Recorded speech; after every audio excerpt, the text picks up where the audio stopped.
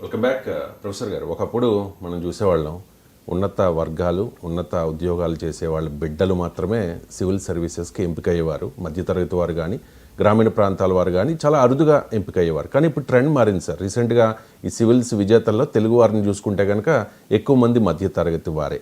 ఎందుకు sir trend ఎందుకు మారింది ఇలా? చాలా రోజులైంది మారింది వాస్తవానికి. ఎందుకంటే ఇప్పుడు రకరకాల ఆప్షన్స్ వచ్చాయి. మీరు ఫారిన్ ఎడ్యుకేషన్ ఆప్షన్స్ వచ్చాయి, ఐటీ రంగం వచ్చింది, మెడికల్ ఫీల్డ్ చాలా పాపులర్ అయింది. అందువల్ల నీకు డైవర్సిఫై అయింది. ఇదొకటి. నేను ముస్సోరిలో 3 times వెళ్ళాను. National academy, Lal Bahadur Shastri national academy of అడ్మినిస్ట్రేషన్లో వెళ్ళినప్పుడల్లా ఒక 15 days ఉండి క్లాసెస్ చెప్పాను ఐఏఎస్ ప్రొబేషనర్స్కు. సో అప్పుడు కూడా చూశాను. ఇప్పుడు నాకు ప్రతి గెస్ట్కు ఒక ఆఫీసర్ ఆన్ డ్యూటీ వేస్తాడు. అంటే ఆ ఆఫీసర్ ఆన్ డ్యూటీ మనం ఇన్విటేషన్ యాక్సెప్ట్ చేసిన తర్వాత మళ్ళీ మనం బయటికి వెళ్ళేదాకా ఎయిర్పోర్ట్లో డెహ్రాడూన్ దాకా కార్లో వచ్చి డెహ్రాడూన్లో ఫ్లైట్ ఎక్కేంత వరకు మనం ఫాలోఅప్ చేస్తాను. ఒక రకంగా మన ఇంటికి వచ్చాక కూడా sir have you reach safely అని ఫోన్ చేస్తారు. ఇది ఇలా officer and special duty Chhattisgarh చెందిన ఒక ఆఫీసర్ వేశారు నాకు ఒక్కసారి. మిగతా సార్ ఎవరి కేసులో గుర్తు రావడం లేదు. సో వేసినప్పుడు అతను ఏం చదివారు అంటే నేను డిస్టెన్స్ ఎడ్యుకేషన్లో BA చేశాను సార్ అన్నాడు. అంటే అదే సమయంలో క్లాస్లో చూస్తే IIT, IAMలు చదివిన వాళ్ళు ఉన్నారు. ఇప్పుడు మన దగ్గర కూడా ఆమ్రపాలి ఉంది. IIT, IAM, IAS 3 combination. మీకు శశాంక్ ఉన్నాడు, ఇప్పుడు స్పెషల్ ప్రాజెక్ట్స్ ఇన్ఛార్జ్గా ఉన్నాడు. చార్టెడ్ అకౌంటెంట్, CAలో టాప్ ర్యాంకరు, తర్వాత IAS. సో ఇలా మీకు చాలామంది టాప్ IAMs, IASలు, ఇలా రకరకాల IIT అండ్ IAMs నుంచి వచ్చిన వాళ్ళు ఉండేవారు.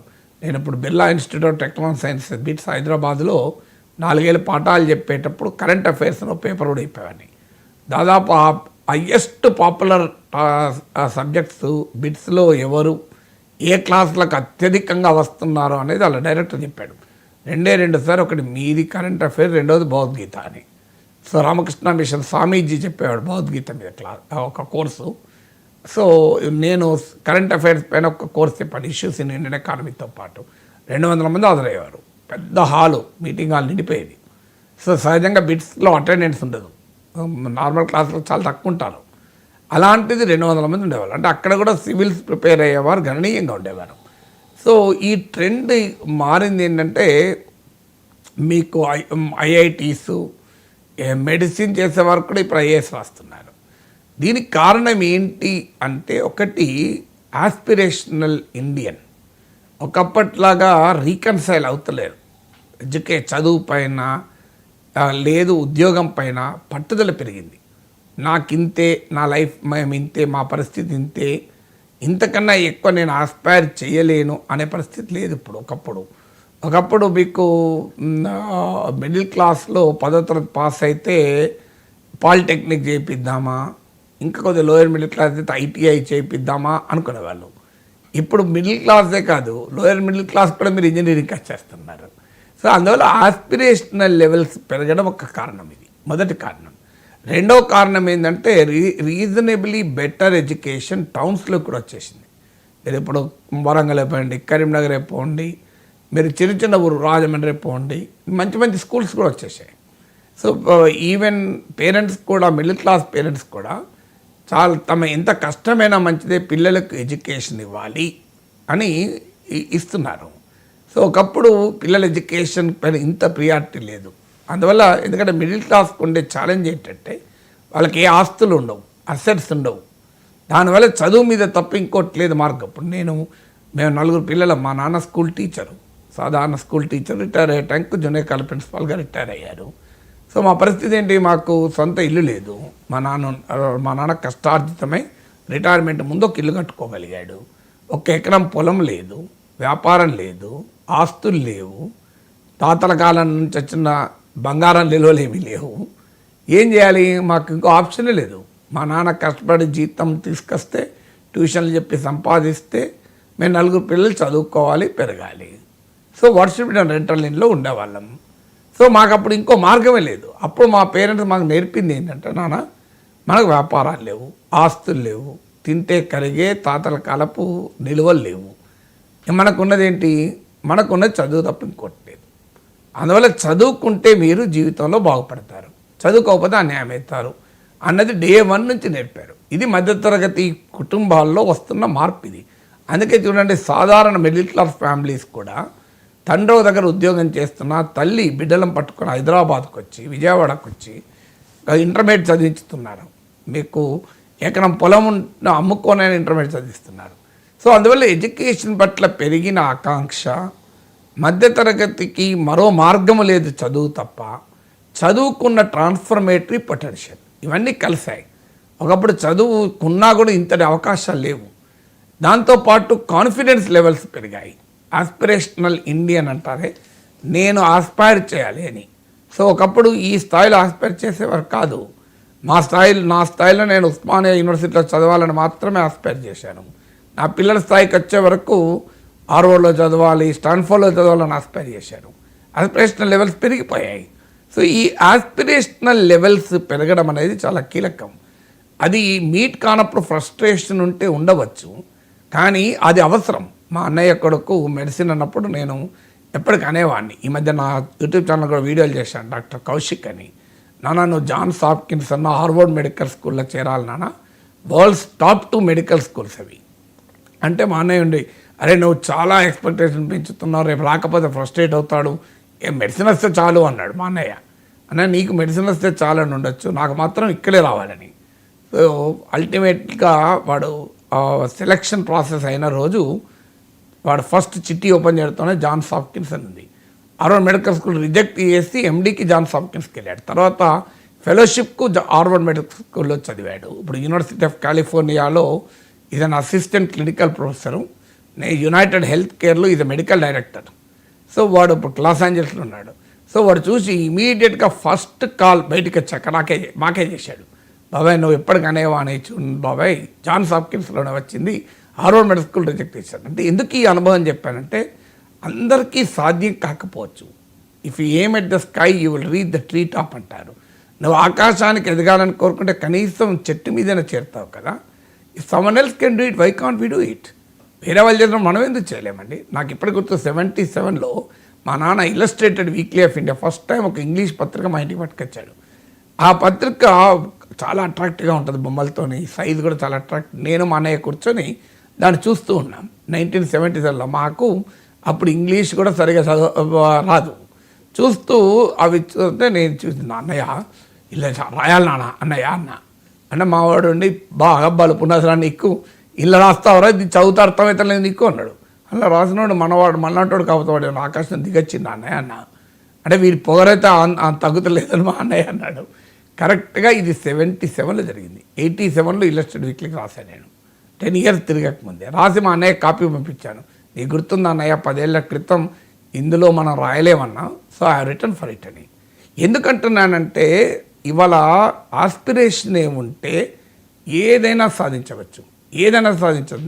నేను తెలుగు మీడియం చదివాను, భారతదేశంలో ఉన్న అన్ని ఇంగ్లీష్ పత్రాలు రాశాను. మీరు K Nageshwar in Hindu, K Nageshwar in Deccan Herald, K Nageshwar in Economic Times, మీరు K Nageshwar in Hindustan Times అని కొట్టండి, అన్నిట్లోనూ ఆర్టికల్స్ వస్తాయి. ఎట్లా సాధ్యమైంది? ఒక ఆదిలాబాద్ జిల్లాలో జిల్లా పరిషత్ స్కూల్లో తెలుగు మీడియం చదువుకున్నాను. కారణం ఏంటి? ఆస్పిరేషన్. నా ఎక్స్పీరియన్స్ ఎందుకు చెప్తున్నానంటే, ఆస్పిరేషన్, ఆ బలమైన కోరిక మీలో ఉంటే, సత్యానాథెల్ అంటాడు, have a dream, chase it, constantly improve to achieve it అంటాడు. స్వామి వివేకానంద అన్నాడు, సింగిల్ హ్యాండెడ్ ఫోకస్ నీకు కనుక ఉంటే, మైండెడ్ ఫోకస్, ఒక దాన్ని లక్ష్యంగా పెట్టుకొని ఆ లక్ష్యాన్ని సాధించాలి అనే బలమైన కోరిక నీలో ఉంటే చాలా మంది సాధించగలుగుతారు. దీనికి నా ఆర్థిక పరిస్థితి, నేను గ్రామీణ నేపథ్యం నుంచి వచ్చాను, నేను ప్రభుత్వ పాఠశాల, ఇవన్నీ నాన్ సెన్స్ అండి. వాటిని అధిగమించవచ్చు, అందరికీ సాధ్యం కాకపోవచ్చు. కానీ ఆశించలేనప్పుడు, ఆకాంక్షించలేనప్పుడు, కళలలోనైనా ఎవరెస్ట్ శిఖరం ఎక్కుతానని కలగనలేనివాడు ఎవరెస్ట్ శిఖరంకి ఎప్పుడు పోతాడండి? కళలోన కనాలి కదా, కళలు కనడానికి అయితే కష్టం లేదు కదా. అందువల్ల ఈ మధ్య తరగతులు ఇది పెరిగింది, మోటివేషన్ లెవెల్స్ పెరిగింది. ఎందుకు ఇదంతా చెప్తున్నా అంటే, motivation plays an important role అండి లైఫ్లో. అంటే ఆ మోటివేషన్ ఉంటే మనం ఏదైనా సాధించవచ్చు. నాకు ఇప్పటికి గుర్తు 7th క్లాస్లో మా స్కూల్ మా ఫ్లాగ్ హాయిస్టింగ్ ఆగస్ట్ పెట్టింది ఎమ్మెల్యే వచ్చాడు. అందరూ ఇక ఎమ్మెల్యే వస్తే ఎట్లుంటుంది ఆ రోజుల్లో, ఇప్పటికే ఎమ్మెల్యే అంటే పవర్ఫుల్, ఆ రోజుల్లో చాలా పవర్ఫుల్. సో అందరూ మొత్తం అటెన్షన్ మమ్మల్ని లైన్లలో పెట్టారు, ఎమ్మెల్యేకి స్వాగతం పలికించారు. అదే చైల్డ్ 7th క్లాస్ చైల్డ్గా I was very much impress. ఇంత పాపులర్ అవుతాడా అని, ఇంత పలుకుబడి ఉంటుందా, ఎమ్మెల్యేకి ఇంత గౌరవం ఉంటుందని నవ్వుతూ మా పక్కనతో అరే మనం కూడా ఎమ్మెల్యేలు కావాలరా అని. అరే మనం ఎట్లా ఎమ్మెల్యే అవుతాం రా అని తిట్టిన్నాను మా క్లాస్మేట్. సరిగ్గా ఇది 78లో జరిగింది. 77లో ఇది 7th క్లాస్లో నేనున్న సమయంలో 2007 30 ఏళ్ళ తర్వాత I became an MLC. So అనుభవం చెప్తున్నాను. నేను 2 times గెలిచాను. 1984లో నేను ఇండియన్ ఎక్స్ప్రెస్లో ఇంటర్న్షిప్ చేశాను. చేసేటప్పుడు ఉదయం 7:30కి వెళ్ళాను ఓ రోజు, ఎందుకంటే నాకు ఎడిటర్ చైర్లో కూర్చోవాలని కోరిక. సో బట్టి టైంలో కూర్చోనియ్యారు కదా. సో ఊడ్చే జనం స్వీపర్స్ జిఎస్ భార్గవ అని ఫేమస్ ఎడిటర్ ఉండే. సో ఆయన రూమ్ ఉండే, ఆ రూము ఎడిటర్ రూమ్ నార్మల్ టైంలో లాక్ ఉంటుంది. ఉదయం 7:30కి పోతే స్వీపర్లు ఊడుస్తారు కదా, ఆ ఊడ్చే టైంలో వెళ్ళి అక్కడ డోర్ క్లోజ్ చేసుకొని బెడం పెట్టుకొని ఆ ఎడిటర్ చైర్లో కూర్చొని ఆయన ముందర పెన్ ఉండే, పెన్ స్టాండ్, పెన్ తీసుకొని ఇట్లా అని ఒక 2 నిమిషాలు, అప్పటికి ఇంకా సెల్ఫీలు లేదు, మొబైల్ ఫోన్ లేదు, ఇట్లా ఎడిటర్ కావాలి అనుకొని వచ్చాను. This happened in 84. ఒక 30 ఏళ్ళు అవుతే 2014లో నేను ఇంగ్లీష్ పేపర్కి ఎడిటర్ అయ్యాను. ఎందుకు అనుభవం ఇవన్నీ చెప్తున్నానంటే యూ హ్యావ్ అన్ ఆస్పిరేషన్ ఉంటే సాధించగలం. Impossible is in the dictionary of fools అంటారు. కేవలం అవివేకులు మాత్రమే అసాధ్యం అని భావిస్తారు. మనిషికి ఉన్న శక్తి సామర్థ్యాలతో అన్నీ సాధ్యం కాకపోవచ్చు, నేను ఒప్పుకుంటాను. నాకు కూడా పార్లమెంటుకు పోవాలి, రాజ్యసభలో నా వాయిస్ వినిపించాలి, భారతదేశం మొత్తం వినేలా నా వాయిస్ వినిపించాలని కోరుకుంది. కానీ నేను ఏ పార్టీలో చేరినప్పుడు నేను రాజ్యసభ పోలే, నాకు తెలుసు ఆ లిమిట్. కోరుకుంటున్నది రాజ్యసభ కూడా ఎలక్షన్ ఉంటే పోయేవానేమో, కానీ లేదు అవకాశం. నేను ఏ పార్టీలో చేరను. సో నాకు ఆ 10 అవకాశం వచ్చినా, పార్టీలు అవకాశం ఇచ్చినా నేను తీసుకోలేదు. సో అందువల్ల నో రిగ్రెట్. మనం సాధించలేకపోతే బాధపడాల్సిన అవసరం లేదు, కానీ సాధించగలం అనే అవకాశాన్ని మాత్రం ఆస్పైర్ చేయాలి.